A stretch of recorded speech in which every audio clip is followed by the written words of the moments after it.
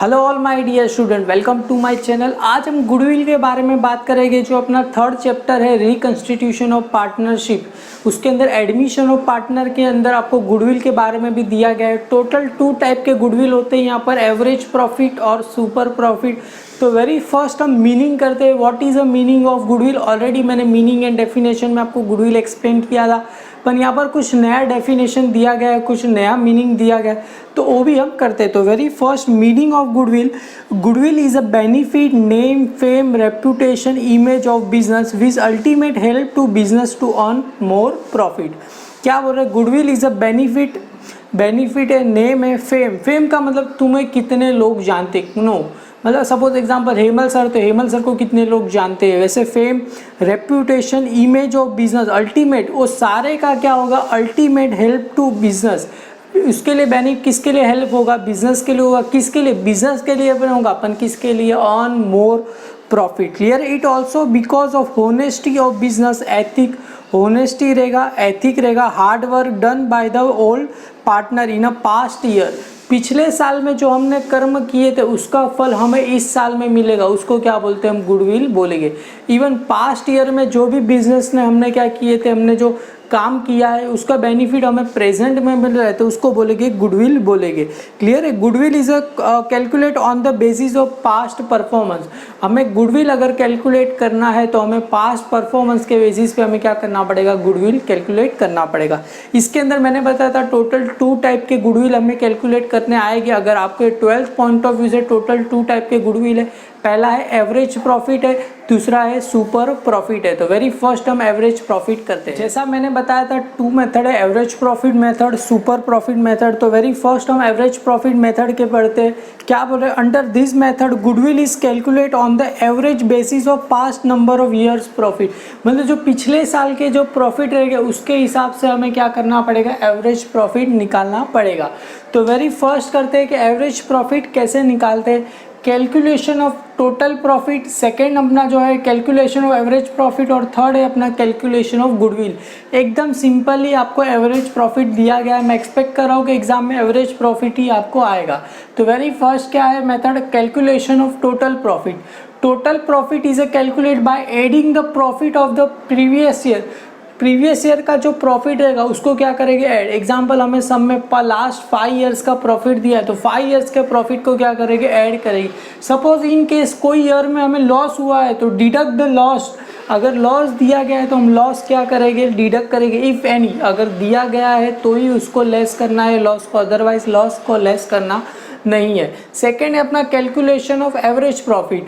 तो average profit is equal to जो अपना जो टोटल प्रॉफिट जो मैंने बताया था लास्ट ईयर का प्रॉफिट है, total profit divide by number of year. Example last 5 years का प्रॉफिट दिया है तो divide by number of year क्या रहेगा? 5 रहेगा। मतलब जो टोटल प्रॉफिट, एग्जांपल पिछले 5 साल का प्रॉफिट 10-10 हज़ार का 50,000 हुआ, डिवाइड बाय कितना आएगा? Number of 5 years. कितना है? 5 ईयर्स। तो 5 करोगे तो कितना आएगा? 10 ही आएगा। क्लियर है? 10,000। तो वेरी फर्स्ट क्या था? पहले टोटल प्रॉफिट, सेकंड क्या है? कैलकुलेशन ऑफ एवरेज प्रॉफिट, उसका एवरेज निकालना है, और थर्ड है अपना कैलकुलेशन ऑफ गुडविल।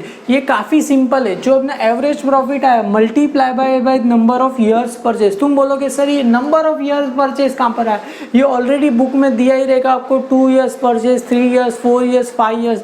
उससे क्या करना है? आपको मल्टीप्लाई करना है। गुडविल इजिकल टू क्या रहेगा? Average profit multiply by number of years purchase.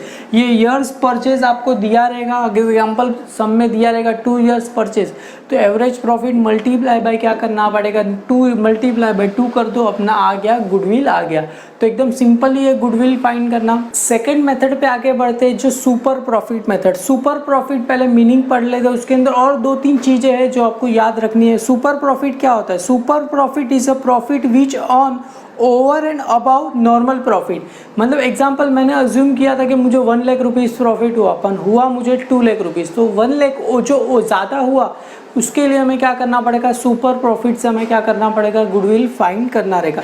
तो super profit in which on and over the normal profit, if the firm on extra then the normal profit is super profit. अगर firm ने अगर normal profit से ज़्यादा अगर earn किया है तो उसको बोलते हैं सुपर प्रॉफिट बोलते हैं। जैसे मैंने बताया था मैंने एक्सपेक्ट किया था 1 लाख रुपीज़ प्रॉफिट होगा पर हुआ 2 लाख, तो जो 1 लाख रुपीज़ जो ज़्यादा हुआ उसके लिए क्या करना पड़ेगा, जो उसको बोलते हैं सुपर प्रॉफिट बोलते हैं। इसके अंदर आपको पहले क्या समझना होगा, कैपिटल एम्प्लॉयड क्या है और नॉर्मल रेट ऑफ रिटर्न क्या है। तो कैपिटल एम्प्लॉयड समझते क्या है, if the amount of capital used by the firm to start and run the business activity, उसको क्या बोलेंगे, कैपिटल एम्प्लॉयड बोलेंगे। एग्जाम्पल, कोई भी बिजनेस स्टार्ट करते समय और बिजनेस को जो बढ़ाते समय जो मुझे मेरी एक्टिविटी रन करने के लिए जो भी मुझे पैसा चाहिए उस पैसे को बोलते हैं कैपिटल एम्प्लॉय। एग्जाम्पल, क्लास चालू करने के लिए आपको जो भी पैसा लगता है, एग्जाम्पल आपको बेंच खरीदना पड़ेगा, बोर्ड खरीदना पड़ेगा, तो उसके लिए जो पैसा चाहिए उसको बोलते हैं हम कैपिटल एम्प्लॉयड बोलते हैं। और उसके अंदर आपको एक और याद रखना पड़ेगा, normal rate of return. What is the meaning of normal rate of return? Normal rate of return क्या होता है?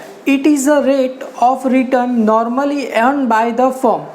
मतलब जो नॉर्मली हमने एक्सपेक्ट किया था कि अपनी जो सेम टाइप की इंडस्ट्री रहेगी वो कितना इसी टाइप की इंडस्ट्री से कितना पैसा अर्न करती है, और इन्वेस्टर क्या एक्सपेक्ट करते हैं अपने से कितना पैसा उसको मिलेगा, जो रेट के हिसाब से एक्सपेक्ट करते हैं उसको बोलते हैं नॉर्मल रेट ऑफ रिटर्न।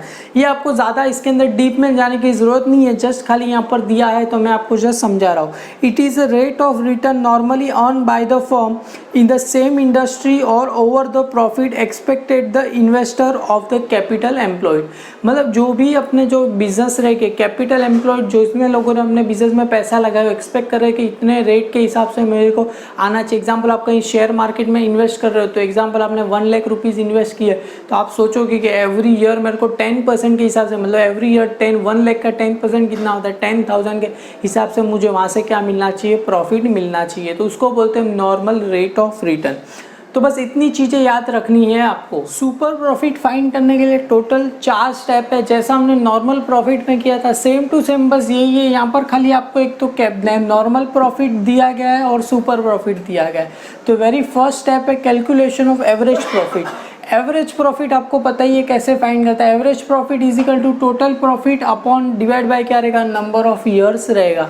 जैसे हमने नॉर्मल प्रॉफिट में एवरेज प्रॉफिट में किया था total profit upon number of years, बस यहाँ पर यही है। एवरेज प्रॉफिट हमें मिल गया। उसके बाद calculation of normal profit. Normal profit कैसे मिलेगा, capital employed multiply by NRR upon 100 और number of year.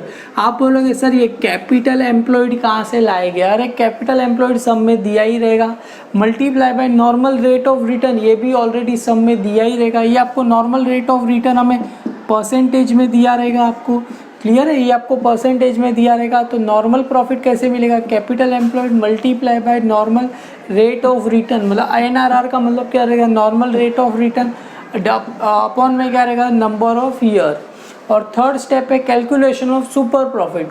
Super profit simple, ये जो नॉर्मल प्रॉफिट आएगा एवरेज प्रॉफिट में से क्या करना है, नॉर्मल प्रॉफिट माइनस करना है, average profit minus normal profit, तो हमें क्या मिल जाएगा, सुपर प्रॉफिट मिल जाएगा।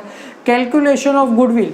गुडविल कैसे मिलेगा, सुपर प्रॉफिट है multiply by number of year purchase. जैसा हमने एवरेज प्रॉफिट में क्या था, average profit multiply by number of year purchase, ये हमें दिया ही रहेगा 2 ईयर्स 3 ईयर्स 4 ईयर्स। जब ये आपको सम आएगा तब मैं डेफिनेटली आपको मैं अच्छे से बता पाऊँगा कैसे क्या है। और आपको ये फॉर्मूले बस खाली आप याद रख लीजिए या तो लिख लीजिए, हम डेफिनेटली सम करेंगे, वहाँ पर आपको ये यूटिलाइज होगा। अगर आपको वीडियो अच्छा लगे तो लाइक कीजिए, अपने सारे फ्रेंड में फॉरवर्ड कीजिए। Thank you.